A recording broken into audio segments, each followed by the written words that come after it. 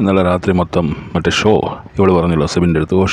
One show ആ show ആയിരുന്നു. ഗബ്രിയുടെ പടം പിടിച്ചോണ്ട് നീ തിരിച്ചു വരും എനിക്കറിയാം, മറ്റേ ഈ ആർമിയിലൊക്കെ പോയിട്ട് ചത്തുപോയി പക്ഷേ ബോഡി കിട്ടിയിട്ടില്ല എന്ന് പറഞ്ഞ് മറ്റേ ന്യൂസ് വരുമല്ലോ പണ്ടത്തെ കാലത്ത്. ഞാൻ ആർമിക്കാരെ പുച്ഛിച്ച് പറയുന്നതല്ല, അങ്ങനെ ഒരു ആക്ഷനായിരുന്നു. ഏതോ ഒരു സിനിമയിൽ നിന്ന് അടിച്ചു മാറ്റിയിട്ട് അതുപോലെ അഭിനയിക്കാൻ ശ്രമിച്ചതാണ് ഈ ശവം ജാസ്മിൻ. ഇന്നലെ ഗബ്രി പോയത്.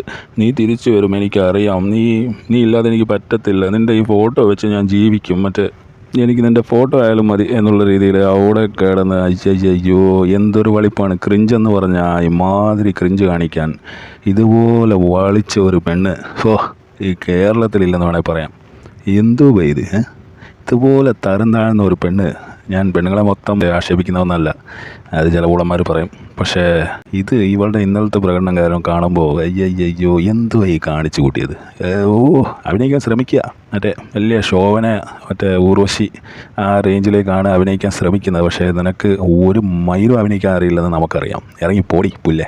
പിന്നെ ഇന്നത്തെ കാര്യം, ഇന്ന് മറ്റേ ജിൻഡോയുടെ അടുത്ത് ജിൻഡപ്പനാണെങ്കിൽ ഒരു നല്ലൊരു പോയിൻ്റ് പിടിച്ചു. ജിൻഡപ്പൻ പറഞ്ഞത് ഗബ്രി പോയത് നീ കാരണമാണ് എന്ന് പറഞ്ഞുകൊണ്ട് അവളെ പ്രൊവോക്ക് ചെയ്യാൻ ചെയ്തതാണ്. അത് നമുക്ക് കാണുമ്പോൾ മനസ്സിലാവും.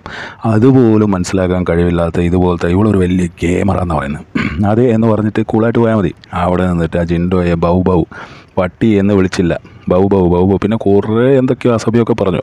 അതൊക്കെ മറ്റേ മ്യൂട്ട് ചെയ്ത് കളഞ്ഞു. ഇത് മറ്റേ 16+ പരിപാടിയാണ്.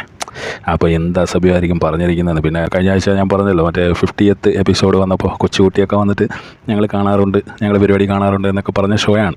അതും കൂടെ ഓർക്കണം. ഇതുപോലത്തെ ഒരു വൃത്തികെട്ട ഒരു സംസ്കാരം ഇല്ലാത്ത ഒരാളിനെ എവിടുന്നാണ് പോയി കിട്ടിയത്? ഇതൊരാണ് ചെയ്തിരുന്നെങ്കിൽ ഇത് അഖിൽമാരൊക്കെ കുറേ തെറിയൊക്കെ പറഞ്ഞാൽ. പക്ഷേ ആ സമയത്ത് അയാളെ കുറേ നമ്മൾ ചീത്തയും വിളിച്ചു, കുറേ ആൾക്കാർ അതിനെ ഇത് ചെയ്തു, താക്കീത് ചെയ്തു, മോഹൻലാൽ വന്നിട്ട് താക്കീത് ചെയ്തു, ഒക്കെ ചെയ്തു.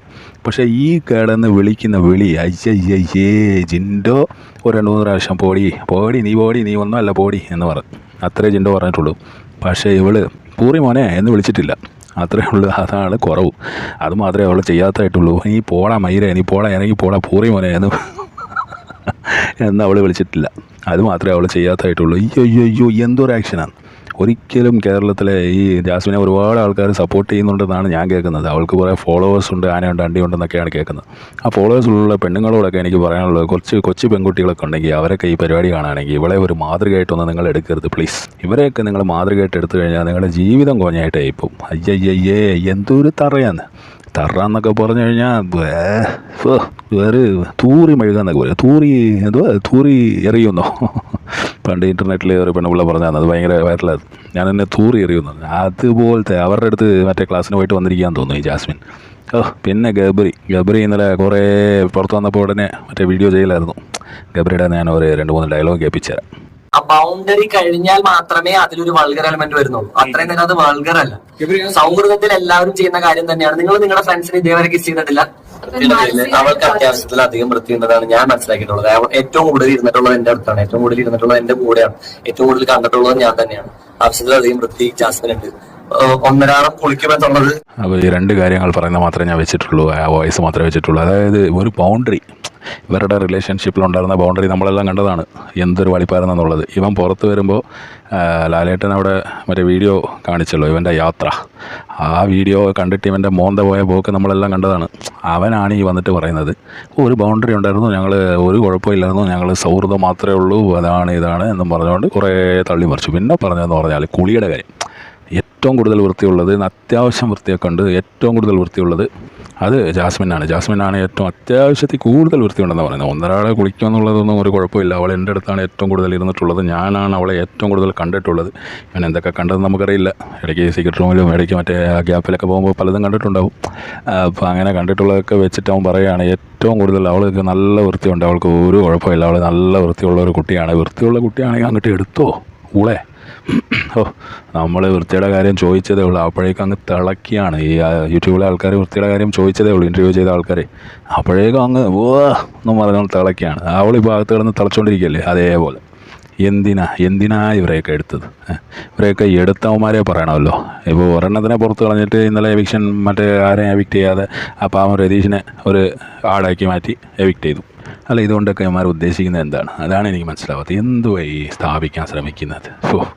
ശേ, അവളുടെ ഇന്ന് ചിൻഡോയുടെ അടുത്തുള്ള വർത്തമാനം അവൾക്ക് വലിയൊരു തിരിച്ചടിയാവുമെന്നാണ് എനിക്ക് തോന്നുന്നത്. അവളുടെ സബ്സ്ക്രൈബർ തന്നെ ഒരുപാട് പെൺകുട്ടികളൊക്കെ കുറച്ചെങ്കിലും ബോധമുണ്ടെങ്കിൽ അവരൊക്കെ സബ്സ്ക്രിപ്ഷൻ ക്യാൻസൽ ചെയ്തിട്ട് പോകാനുള്ള സാധ്യതയുണ്ട്. അതാണ് ഞാൻ കാണുന്നത്. അമ്മാതിരി തറ സംസാരമാണ്. പോടാ വാടാ പോടാ മണ്ട മറ്റത്. ഞാൻ പറഞ്ഞില്ലേ, നിർത്തിയിട്ട് കൂടെ പൂറി മോനെ എന്ന് മാത്രമേ വിളിക്കാത്തുള്ളൂ. അതും ചിലപ്പോൾ വിളിച്ച് കാണും, അത് പക്ഷേ കട്ട് ചെയ്ത് കാണും, അത് നമുക്കറിയില്ല. അങ്ങനെയൊക്കെ സംഭവിക്കാറുണ്ടെന്നാണ് അമ്മാരി തെറിയൊക്കെയാണ് പറയുന്നതെന്ന് സെബിൻ പുറത്ത് വന്നിട്ട് പറഞ്ഞല്ലോ. അപ്പോൾ നേരെ നോക്കിയിട്ട് തന്തയ്ക്ക് വിളിക്കും അമ്മാരി ആൾക്കാരാണെന്ന് സെബിൻ വന്നിട്ട് പറഞ്ഞു. പക്ഷേ അതൊന്നും പുറത്ത് കാണിക്കില്ല. ആ വീഡിയോ ഉണ്ട്, നിങ്ങൾ വേണേൽ സെബിൻ്റെ വീഡിയോസ് എടുത്ത് നോക്കിക്കോളൂ, ഞാൻ പറയുന്ന കള്ളമാണെങ്കിൽ. പക്ഷേ ഇത് അയ്യോ, ഈ ജാസ്മിൻ്റെ ഉപ്പ എന്ന് പറയുന്ന ആ ചെറ്റാന്ന് തന്നെ എനിക്ക് പറയാൻ തോന്നുന്നത്. ഇത് കണ്ടിട്ട് അവൾ ഗെയിം കളിക്കുകയാണ് എന്ന് പറയാനുള്ള ആ നാണമുണ്ടോ, ഒളിപ്പുണ്ടോ, നിനക്ക് നിലവാരമുണ്ടോ, നിനക്ക് ഒളിപ്പുണ്ടോ എന്ന് മറ്റേ ഗബ്രിയും ജാസ്മിനും കൂടെ ചോദിക്കുമല്ലോ എപ്പോഴും. അതാണ് എനിക്ക് ചോദിക്കാൻ തോന്നുന്നത്. അയാൾക്കുണ്ടോ ഒളിപ്പ്? നിൻ്റെ തന്തയ്ക്കുണ്ടോ ഈ ഒളിപ്പ്? എന്ത് വക വർത്തമാനമാണ്, എന്ത് വക ആറ്റിറ്റ്യൂഡാണ്, ആക്ടിങ് ആണ് ഈ കാണിക്കുന്നത്. ആക്ടിങ് എന്ന് പറയാൻ പറ്റില്ല, ഇത് ആക്ടിങ് അല്ല, ഇവളുടെ റിയാലിറ്റിയാണ്. ദേഷ്യം വരുമ്പോൾ ഇവൾ തനി തറയാണ്. അതാണ് എനിക്ക് പറയാനുള്ളത്.